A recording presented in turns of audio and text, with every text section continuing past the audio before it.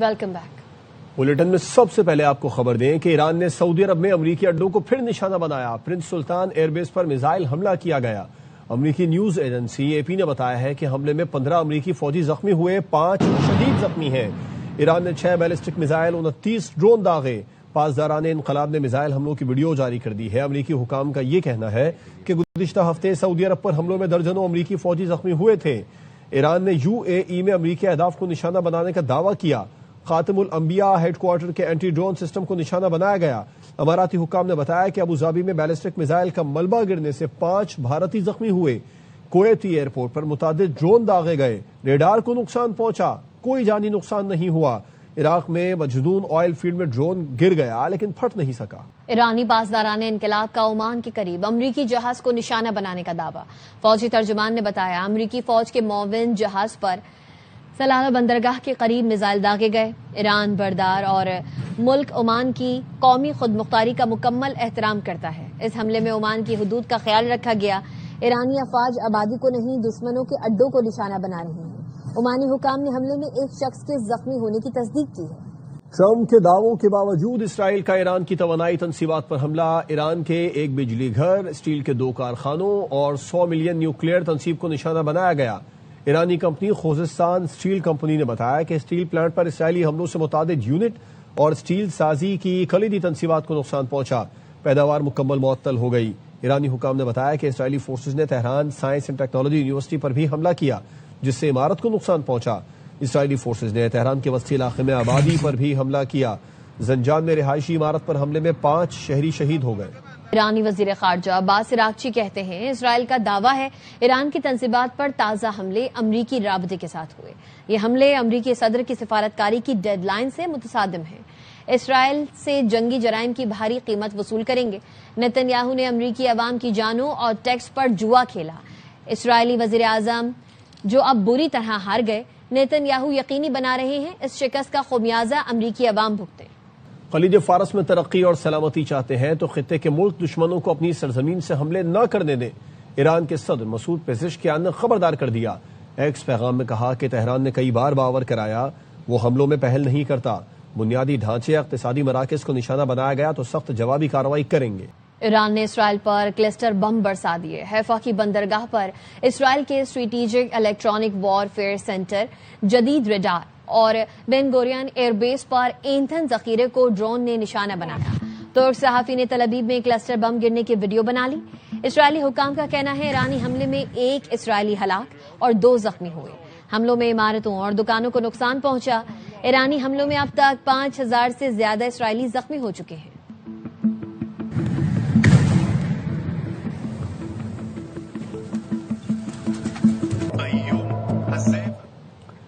امریکہ اپنے تمام اہداف زمینی افواج کے بغیر ہی حاصل کر رہا ہے۔ امریکی وزیر خارجہ مارکو روبیو نے کہا ہے کہ ایران جنگ چند ہفتوں میں ختم ہو جائے گی۔ آبنائے ہرمز میں ٹول سسٹم نافذ کرنا عالمی معیشت کے لیے خطرناک ہے۔ عالمی برادری کو اس چیلنج سے نمٹنے کے لیے مشترکہ لاہ عمل اپنانا ہوگا۔ ایک سوال کے جواب میں مارکو روبیو نے کہا کہ 15 نکاتی امن منصوبے پر جواب کا انتظار ہے۔ ابھی تک تہران کی جانب سے کوئی حتمی وضاحت سامنے نہیں آئی کہ بات چیت کس سے اور کن موضوعات پر ہوگی۔ That operation and expect to conclude it at the appropriate time here, and we can achieve them without any ground troops. We've had an exchange of messages and indications from the Iranian system, whatever's left of it, about a willingness to talk about certain things. وزیر اعظم شہباز شریف اور ایرانی صدر Masoud Pezeshkian میں ٹیلی فونک رابطہ ہوا۔ بات چیت 1 گھنٹے تک جاری رہی۔ خطے میں امن کی کوششوں پر تبادلہ خیال کیا گیا۔ وزیر اعظم نے 2000 کے قریب قیمتی جانوں کے ضیاع پر افسوس کا اظہار کیا۔ اسرائیلی حملوں کی مذمت کی۔ وزیر اعظم نے کہا امن مذاکرات کے لیے سازگار ماحول پیدا کرنا ہے۔ اجتماعی کوششوں سے کشیدگی کے خاتمے کی مؤثر راہ نکلے گی۔ پاکستان خطے میں امن و استحکام کے لیے تعمیری کردار جاری رکھے گا۔ ایرانی صدر نے وزیر اعظم کی مخلصانہ سفارتی کاوشوں کی تعریف کی اور کہا مذاکرات اور ثالثی کے لیے اعتماد سازی کی ضرورت ہے۔ پاکستان دنیا کی نگاہوں کا مرکز بن گیا۔ 3 بڑے اسلامی ملکوں کے وزرائے خارجہ کل اسلام آباد پہنچ رہے ہیں۔ سعودی عرب، ترکی اور مصر کے وزیر خارجہ پاکستان آئیں گے۔ ترجمان دفتر خارجہ نے بتایا ہے کہ معزز مہمان وزیر اعظم سے ملاقات کریں گے۔ ترک وزیر خارجہ نے کہا اب ایسا لگتا ہے کہ بات چیت کا مرحلہ آ گیا۔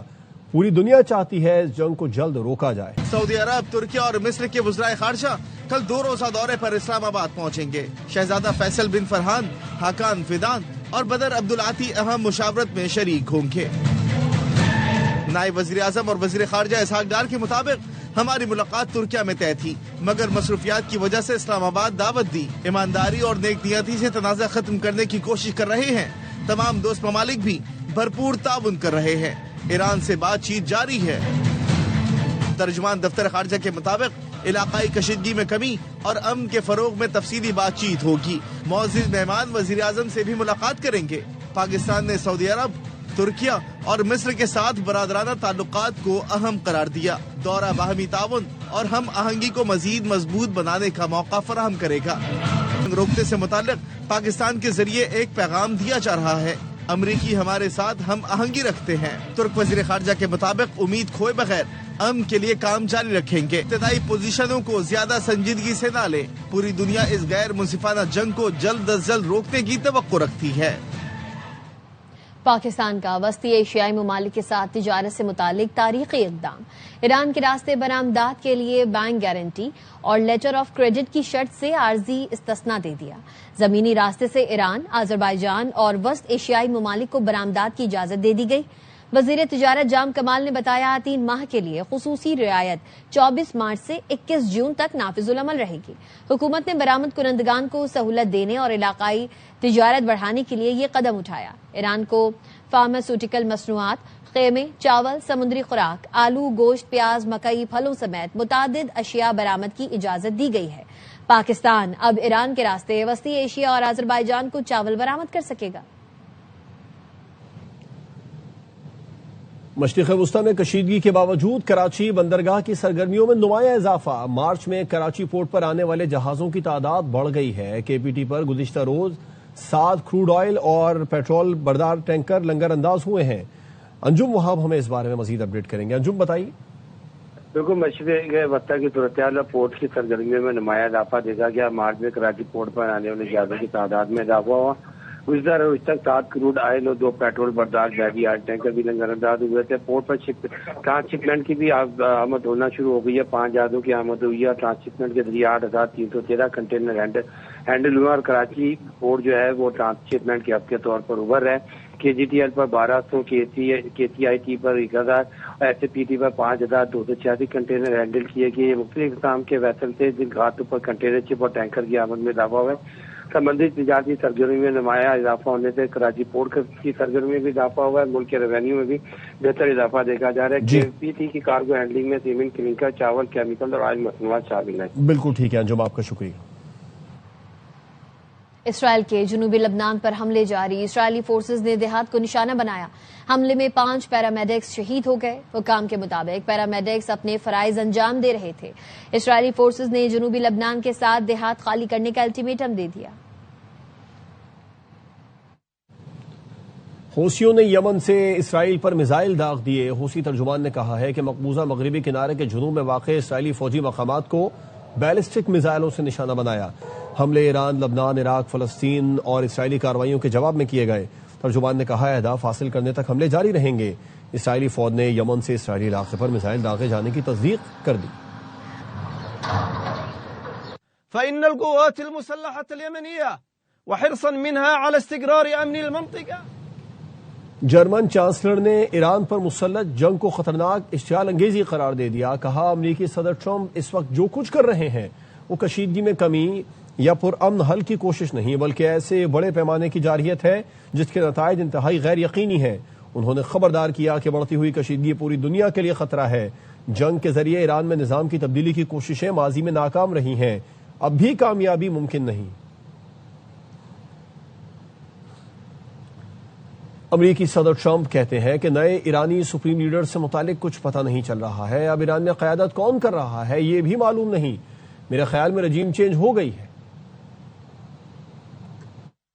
He's afraid to announce who's the head. We don't even know who the hell the leader is. So I think we have regime change already. But we're going to be, at some point, we'll be leaving because we won't have that dark cloud hanging over our heads. Because it might have affected your country, Saudi Arabia and the others, and it certainly affected Israel more than anybody. But it also affected us. Lahore کی lady ولنڈن اسپتال میں operation کی race اور video بنانے پر action, MS، HOD سمیت 8 doctors, 2 nurse اور 1 ملازم معطل کر دیے گئے ہیں۔ حسن حفیظ سے اس بارے میں تفصیلات جان لیتے ہیں۔ حسن بتائیے کیا ایکشن لیا گیا حکومت پنجاب کی جانب سے؟ جی، لیڈی ولنگٹن ہسپتال میں خواتین کے سی سیکشن کے دوران مقابلے کی ویڈیو شوٹ کرنے پر محکمہ اسپیشلائزڈ ہیلتھ کیئر نے بڑی کارروائی کر دی ہے اور MS اور HOD سمیت 8 ڈاکٹرز اور 2 نرسز اور 1 ملازم کو معطل کر دیا ہے اور پیڈا ایکٹ کے تحت کارروائی کا آغاز کر دیا ہے۔ ٹوٹل معطل ہونے والے افراد کی تعداد 11 ہو گئی ہے اور MS لیڈی ولنگٹن ہسپتال ڈاکٹر فرح انعام کو معطل کر کے پیڈا ایکٹ کے تحت کارروائی کا آغاز کیا گیا ہے۔ اس کے ساتھ ساتھ HOD ہیں پروفیسر عظمہ جو حسین ہیں، ان کو بھی معطل کر دیا گیا ہے۔ 5 پوسٹ گریجویٹ ڈاکٹرز معطل کر دیے گئے ہیں۔ آپریشن تھیٹر میں موجود 4 نرسز کو بھی معطل کر دیا گیا ہے۔ اس کے ساتھ ساتھ آپریشن تھیٹر میں ایک جو کھانا بنانے والا شخص تھا وہ بھی موجود تھا، جس کا موجود ہونا غلط تھا، اس کو بھی معطل کر دیا گیا ہے۔ سیکرٹری صحت عظمت محمود کا کہنا ہے کہ آپریشن تھیٹر میں غیر متعلقہ افراد کا ہونا انتہائی افسوسناک ہے، جس پہ سخت کارروائی عمل میں لائی گئی ہے اور غفلت کسی صورت برداشت نہیں کی جائے گی۔ ہسپتال میں انتظامی اور طبی بے ضابطگیوں پر فوری کارروائی عمل میں لائی جائے گی۔ گائنی کے آپریشن تھیٹر میں غیر متعلقہ افراد کا ہونا انتہائی افسوسناک ہے۔ جی، آپ کا شکریہ حسن تفصیلات کے لیے۔ IMF سے معاہدہ طے پا گیا۔ توسیع فنڈ سہولت اور RSF قرض پروگرام کے تحت پاکستان کو 1 ارب 21 کروڑ ڈالر ملیں گے۔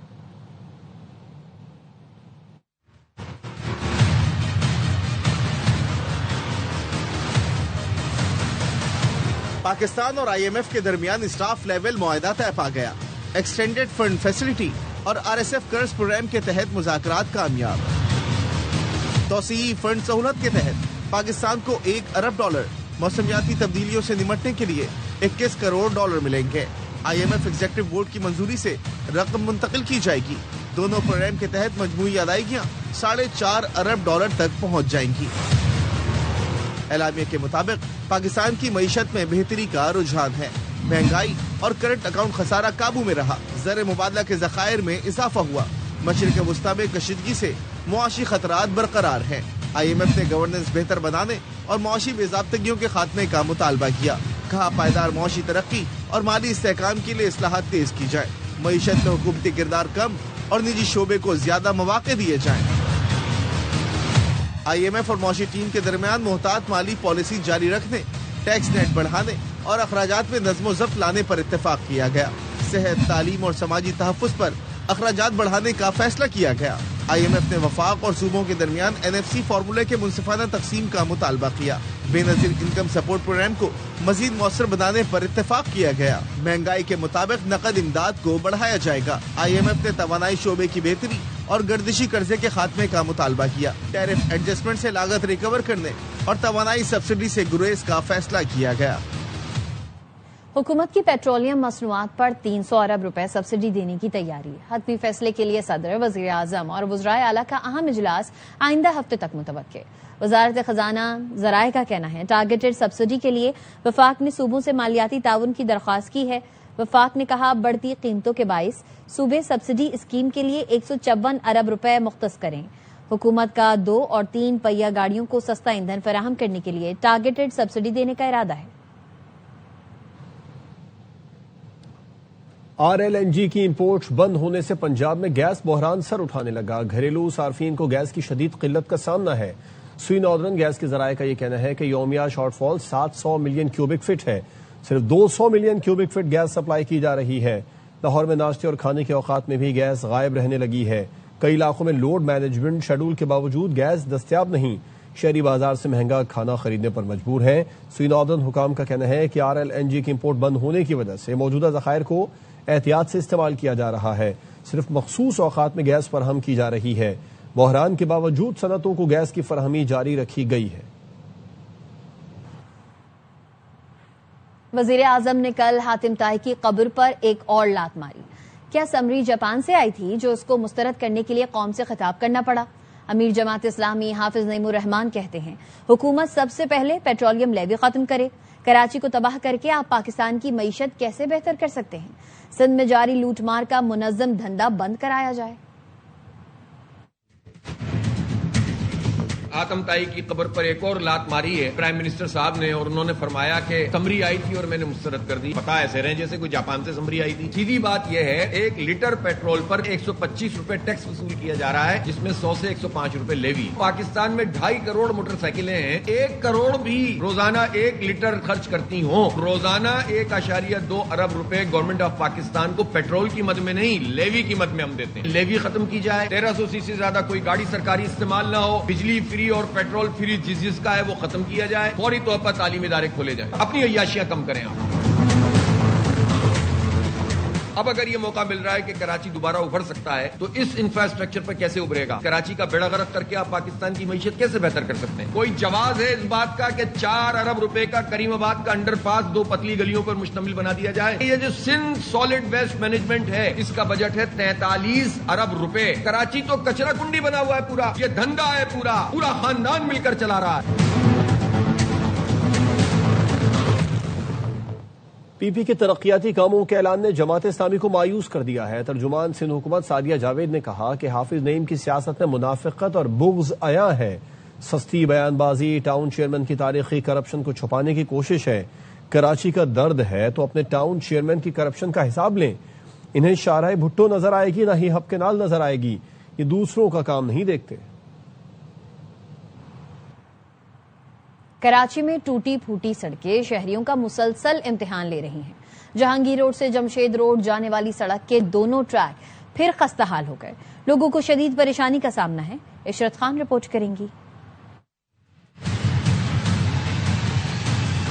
टूटी फूटी सड़क, खस्ताहाल नाला, जगह जगह गड्ढे, टूटा हुआ इंफ्रास्ट्रक्चर, कचरे के अंबार और उबलता हुआ सीवरेज का पानी, ये मनाजिर हैं कराची के गुंजान आबाद इलाके जहांगीर रोड से मार्टिन क्वार्टर जाने वाली सड़कें, जो शहरियों के लिए दर्दे सर बन चुकी है। आए दिन जो है ना ये भर जाती है गटरें, और आने जाने में इतनी दिक्कत होती है, निकलने में कि कीचड़ के पानी में कई दफा मैं भी फिसला हूँ यहाँ से। बाइक वाले जाते हैं, उनकी गाड़ियां तक गिर जाती हैं, बच्चे उनके साथ होते हैं, वो गिर जाते हैं। हिचकोले खाते, गड्ढों से बचते बचाते मोटरसाइकिल सवार हों या फिर रिक्शा ड्राइवर्स, सभी का गुजरना आजमाइश बन गया। मेरी गाड़ी का नुकसान हो गया, देखो एक्सल टूट गया, अब हैंडल टूट गया। अब मैं जा रहा हूँ मिस्त्री के पास, 1000-1200 रुपए इस पे लगाऊंगा। बड़े बड़े गड्ढे और आज से नहीं है, सालों से पड़े हुए, करने वाला ही कोई नहीं है। शहरी सवाल उठा रहे हैं, आखिर कब तक कराची के बासी अजियतें सहते रहेंगे?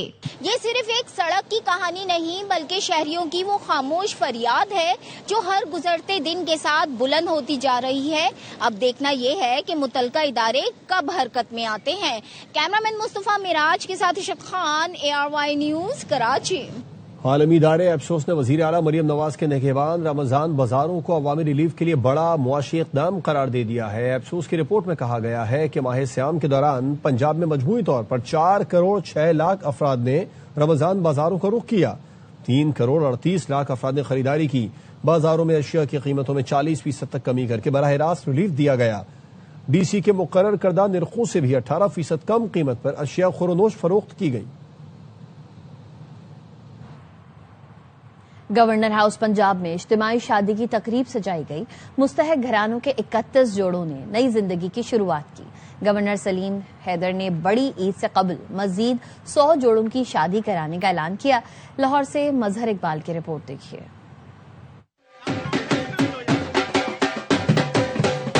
गवर्नर हाउस लाहौर में 31 मुस्तहिक जोड़ों की इज्तिमाई शादी की पुरवकार तकरीब में शहनाइयों की गूंज में नौब्याता जोड़ों के चेहरों पर खुशी दीदनी थी।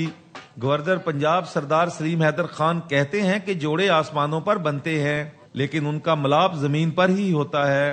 गवर्नर हाउस लाहौर में मुस्तहिक जोड़ों की इज्तिमाई शादी की तकरीब ने इस बात को अमली जामा पहना दिया।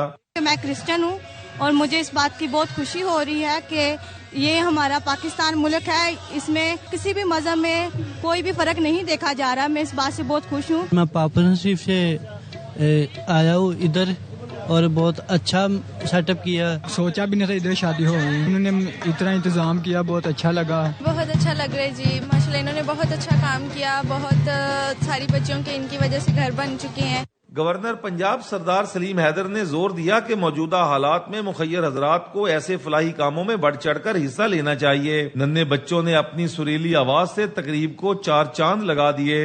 مخیر حضرات کی جانب سے نوبیاہتا جوڑوں کے لیے جہیز کا اہتمام بھی کیا گیا۔ کیمرہ مین طاہر مغل کے ساتھ محمد مظہر اقبال، ARY نیوز، لاہور۔ اہم خبر ہے، نائب وزیر اعظم اسحاق ڈار کی قطر کے وزیر اعظم سے ٹیلی فونک گفتگو ہوئی ہے۔ ترجمان دفتر خارجہ کے مطابق اس موقع پر فوری کشیدگی میں کمی کی ضرورت پر زور دیا گیا۔ ترجمان دفتر خارجہ نے بتایا کہ قطری قیادت نے پاکستان کی امن و استحکام کے لیے سفارتی کوششوں کو سراہا، پاکستان اور قطر کے برادرانہ تعلقات کو مزید مضبوط بنانے کے عزم کا اعادہ کیا۔ ترجمان دفتر خارجہ کے مطابق دونوں رہنماؤں کا بدلتی صورتحال پر قریبی رابطے میں رہنے پر اتفاق کیا گیا۔ نائب وزیر اعظم اسحاق ڈار کی قطر کے وزیر اعظم سے ٹیلی فونک گفتگو، فوری کشیدگی میں کمی کی ضرورت پر زور دیا گیا۔ قطر اور یوکرین کے درمیان دفاعی تعاون کے معاہدے پر دستخط کر دیے گئے۔ میزائل اور ڈرون کا مقابلہ کرنے کے لیے تجربات کا تبادلہ ہوگا۔ قطری وزارت دفاع کے مطابق دفاعی شعبے میں تکنیکی تعاون، مشترکہ منصوبوں اور سرمایہ کاری پر اتفاق کیا گیا۔ یوکرین کے صدر سعودی عرب اور متحدہ عرب امارات کے بعد دوحہ پہنچے ہیں۔ یوکرینی صدر نے ابوظہبی میں UAE کے صدر سے ملاقات کی۔ دونوں ممالک نے دفاعی تعاون بڑھانے پر اتفاق کیا۔ پاکستان سمیت بین الاقوامی مارکیٹوں میں فی تولہ سونے کی قیمت میں اضافہ دیکھا گیا ہے۔ چاندی کی قیمتیں برقرار ہیں۔ صرافہ بازار ایسوسی ایشن کے مطابق فی تولہ سینوں کی قیمت 4,800 روپے اضافے کے ساتھ 4,72,062 روپے ہو گئی۔ 10 گرام سونا 4,116 روپے اضافے سے 4,04,717 روپے کا ہو گیا۔ عالمی مارکیٹ میں فی اون سونا $48 اضافے سے $4,493 کا ہوا۔ فی تولہ چاندی کی قیمت بغیر کسی اضافے کے 7,454 روپے پر برقرار رہی۔ تمام پاکستانی 1 گھنٹہ زمین کے نام کر دیں، توانائی کا غیر ضروری استعمال 1 گھنٹے کے لیے روک دیں۔ پاکستان بھر میں آج ارتھ ہار منایا جا رہا ہے۔ سیاسی قیادت، سماجی کارکنوں نے اپیل کی ہے کہ عوام رات 8:30 بجے سے 9:30 بجے تک توانائی کا غیر ضروری استعمال روک دیں، صرف انتہائی ضروری بتیاں روشن رکھیں اور زمین سے محبت کا ثبوت دیں۔ PTI رہنما سلمان اکرم راجہ کہتے ہیں قاسم خان کی تقریر سوشل میڈیا پر موجود ہے جس میں واضح طور پر کہا گیا ہے کہ ہم GSP+ کے ساتھ کھڑے ہیں، کیونکہ معیشت چلے گی تو پاکستان مضبوط ہوگا۔ پاکستان تحریک انصاف غریب کی جماعت ہے، غریب پرور جماعت ہے۔ ہم جانتے ہیں کہ غریب کا مستقبل، غریب کی روزگار فیکٹریوں سے منسلک ہے۔ معیشت چلے گی تو پاکستان مضبوط ہے، پاکستان کا غریب مضبوط ہے۔ بوجھ ڈالا جاتا ہے تو تنخواہ دار پہ ڈالا جاتا ہے، بوجھ ڈالا جاتا ہے تو غریب پہ ڈالا جاتا ہے، سیلز ٹیکس بڑھا دیا جاتا ہے، پیٹرول کی قیمت بڑھا دی جاتی ہے، جبکہ اربوں کے جہاز تعیش کے لیے خریدے جاتے ہیں۔ پاکستان میں ہم نظریے کی بات کرتے ہیں، لیکن نظریہ ہمارا کیا ہے؟ غریب پروری ہے، وہ انسان دوستی ہے۔ قاسم خان کی تقریر سوشل میڈیا پہ آپ کو مل جائے گی۔ آپ سن سکتے ہیں کہ اس میٹنگ میں قاسم خان نے کیا کہا۔ واضح الفاظ میں یہ کہا کہ ہم GSP+ کے ساتھ کھڑے ہیں، پاکستان کو GSP+ کی ضرورت ہے۔ پہلے ٹائیگر فورس تھی، اب ایک اور آ رہی ہے۔ سنا ہے وہ بانی PTI کو رہا کرائے گی۔ کیا اڈیالہ جیل پر حملہ کرنے کا منصوبہ ہے؟ گورنر خیبر پختونخوا فیصل کریم کنڈی کہتے ہیں وہ باتیں ختم ہو چکی ہیں، یہ صرف ثوابی کراس کر کے دکھا دیں۔ بانی PTI کے بیٹے نے جنیوا میں جو گل کھلائے انہوں نے ثابت کر دیا کہ وہ انہی کے بیٹے ہیں۔ پہلے ٹائیگر فورس کی ایک اور فورس آ رہی ہے جو سنے ان کے بانی چیئرمین کو رہا کری، ان کے باقی تو لیڈران میرے خیال میں ناکام ہو چکے ہیں، لیکن اس کے اغراض و مقاصد تو بیان کر دیں کہ وہ جا کے اڈیالہ پہ حملہ کریں گے۔ اسلام آباد کی طرف اس دفعہ چڑھائی کر کے ذرا تجربہ کر لیں، پھر پتہ چل جائے گا کہ ان میں کتنا دم ہے، کتنا خم ہے۔ وہ باتیں اور وہ ڈائلاگ ختم ہو چکی ہیں، ثوابی کراس کر کے دکھا دیں۔ عمران کے بیٹے کا آپ دیکھیں کہ اس نے جو جا کر وہاں پر جو گل کھلائے ہیں، اس نے ثابت کیا کہ وہ واقعی عمران کا بیٹا ہے۔ کراچی سے اہم خبر ہے جہاں پر FIA امیگریشن کی جناح انٹرنیشنل ایئرپورٹ پر کارروائی، جعلی تعلیمی اسناد پر شمالی قبرص جانے کی کوشش ناکام بنا دی گئی ہے۔ ڈپٹی بیورو چیف کراچی محمد صلاح الدین سے اس بارے میں تفصیلات جان لیتے ہیں۔ صلاح الدین، ترجمان FIA نے مزید کیا بتایا؟ لیکن بالکل یہ FIA امیگریشن کی جناح انٹرنیشنل ایئرپورٹ پر کارروائی ہے۔ 2 مسافروں کو جعلی اسناد پر جانے کی کوشش ناکام بنا دی ہے۔ مسافر مہران انجم اور جہازیب ان کو روکا گیا۔ دونوں مسافر نارتھ سائپرس کے لیے سفر کر رہے تھے۔ دونوں نے میٹرک انٹر کی جو ہے وہ اسناد پیش کی گئی تھی، لیکن جانچ کے دوران دستاویزات مشکوک پائی گئی تھی۔ دوران تفتیش دونوں مسافر تعلیمی ریکارڈ ثابت نہ کر سکے تھے۔ دونوں نے اعتراف کیا کہ انہوں نے کبھی تعلیم حاصل نہیں کی تھی۔ جعلی اسناد ایجنٹ کے ذریعے تیار کروائی گئی تھی. ایجنٹ کو 25 لاکھ روپے ادا کیے گئے تھے. معاملہ منظم فراڈ اور جعلی دستاویز کے استعمال کی نشاندہی کرتا ہے. ترجمان کے مطابق مزید کارروائی کے لیے AHTC کراچی کے حوالے کر دیا گیا ہے. آپ کا شکریہ صلاح تفصیلات کے لیے. ESL سیزن 11 کے لیے کراچی کنگز اور گوبیز پینٹس کے مابین شراکت داری کا باقاعدہ آغاز ہو گیا ہے. لاہور میں تقریب کے دوران کراچی کنگز کے صدر سلمان اقبال اور گوبیز پینٹس کے اونر عمر آصف ملک نے مفاہمت کی یادداشت پر دستخط کیے. تفصیلات جانتے ہیں الماس احمد خان کی رپورٹ میں.